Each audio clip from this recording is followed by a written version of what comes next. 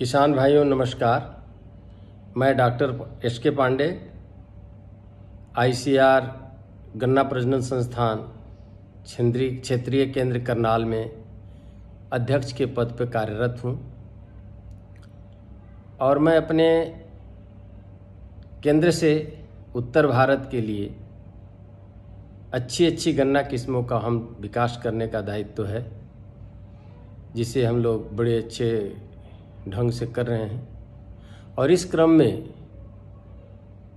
उत्तर भारत के किसानों से हम लोग बखूबी से जुड़े हुए हैं और समय समय पर किसान भाइयों को हम लोग मार्गदर्शन देते हैं, उनकी समस्याओं को जानते हैं और 3-4 महीने उत्तर भारत के चीनी मिलों के माध्यम से, सरकार के माध्यम से हम जाके किसानों के खेत पर सर्वे करते हैं, उनको ट्रेनिंग देते हैं, अपने केंद्र पर ट्रेनिंग देते हैं।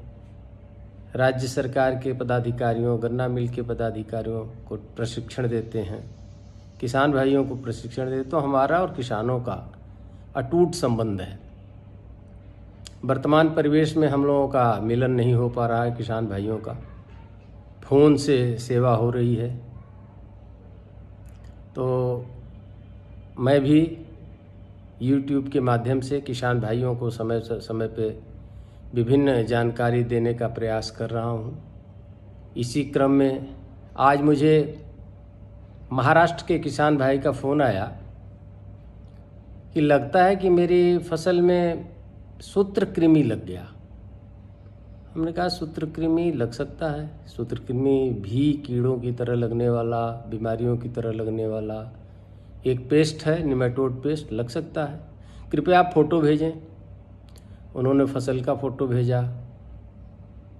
फिर हमने कहा कि उखाड़ के पौधे को जड़ समेत आप हमें फ़ोटो भेजिए।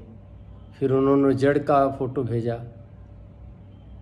जड़ का फ़ोटो देखने पर मुझे ऐसा लगा कि नहीं, सूत्रकृमि इसमें नहीं लगा हुआ है। फिर उनसे हमने पूछा कि कितने खेतों में ये है, तो उन्होंने बताया कि कहीं कहीं है। हमने कहा नहीं, सूत्रकृमि नहीं है। और तो हुआ क्या था कि ट्रैक्टर चला, ट्रैक्टर के कल्टीवेटर से पौधे उखड़ गए थे। हमने बताया कि हाँ, ऐसा ही हुआ है। अब जब सूत्रकृमि की बात चल ही चुकी है तो मैं किसान भाइयों आपको सूत्रकृमि के बारे में बताऊंगा, जिसको निमेटोड कहते हैं। कीड़ा, बीमारी जिस प्रकार होती है उसी तरह सूत्रकृमि भी एक जीव है जो गन्ना के साथ विभिन्न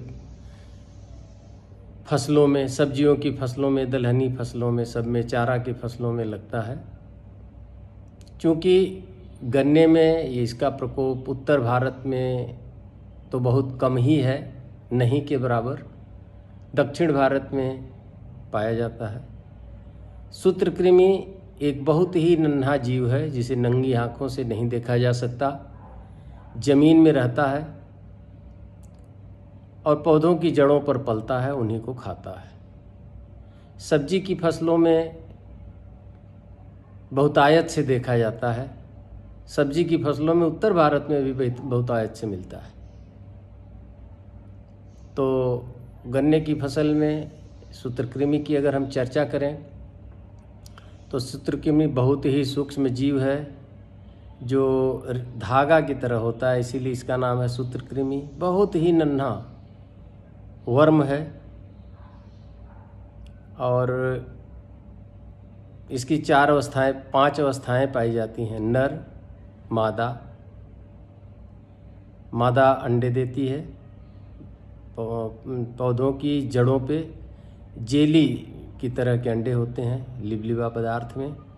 कभी कभी ज़मीन पे भी अंडे देती है। अंडों से जुवेनाइल निकलते हैं, छोटे छोटे जो बच्चे इसके निकलते हैं उनको जुवेनाइल कहते हैं। ये जुवेनाइल 4 अवस्थाओं को प्राप्त करते हुए पुनः नर और मादा प्रौढ़ में परिवर्तित हो जाते हैं। ये जुवेनाइल नर और मादा पौधों की जड़ों से लगातार रस चूसते हैं, उनको खाते रहते हैं, जिसके क्रम में जड़ों से जड़ों के रेशे, जड़ों की शाखाएं नहीं निकलती, जड़ें कमज़ोर हो जाती हैं, जड़ों में अत्यधिक फुटाव हो जाता है, जड़ें काली पड़ जाती हैं और जड़ों के टिप पे रूट कैप होता है जो जड़ों को बढ़ने में सहायता प्रदान करता है। रूट कैप डैमेज हो जाता है, रूट कैप डैमेज हो जाता है तो जड़ों का विकास रुक जाता है। इस तरह से जब पौधों की जड़ों का ही विकास नहीं होगा तो गन्ना के पौधों को पोषक तत्व नहीं मिलेगा। जड़ें नीचे से ज़मीन से पोषक तत्वों को अवशोषित करती हैं, पौधों को सहारा प्रदान करती हैं और भोज्य पदार्थों को गन्नों के ऊपर वाले भाग में पहुंचाती हैं। तो जब जड़ें ही खराब हो जाती हैं तो पौधों में विभिन्न प्रकार के लक्षण आने लगते हैं।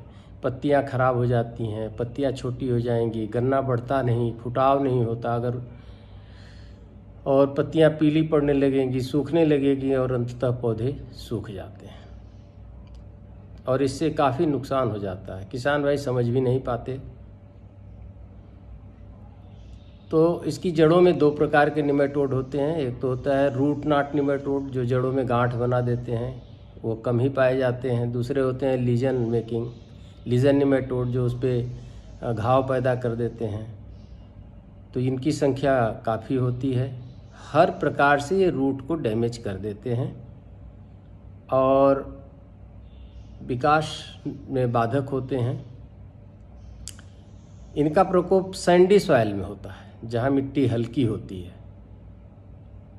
सूखा खेत रहे जहाँ सिंचाई की प्रॉपर व्यवस्था न हो, सूखे की अवस्था बनी रहती है, वहाँ निमेटोड का प्रकोप ज़्यादा होता है। जहाँ निमेटोड पाया जाता है वहाँ हमेशा पता है कि इस क्षेत्र में निमेटोड वाला क्षेत्र है।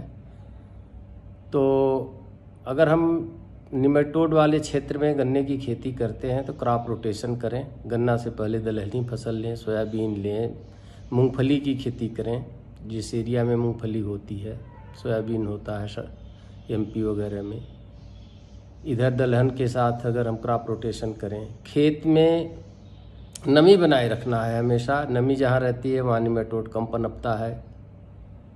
इसलिए कंपोस्ट, ऑर्गेनिक मैटर खेत में होना चाहिए जिससे खेत में पानी सोखने के जल धारण की क्षमता बनी रहती है और निमेटोड का प्रकोप कम होता है।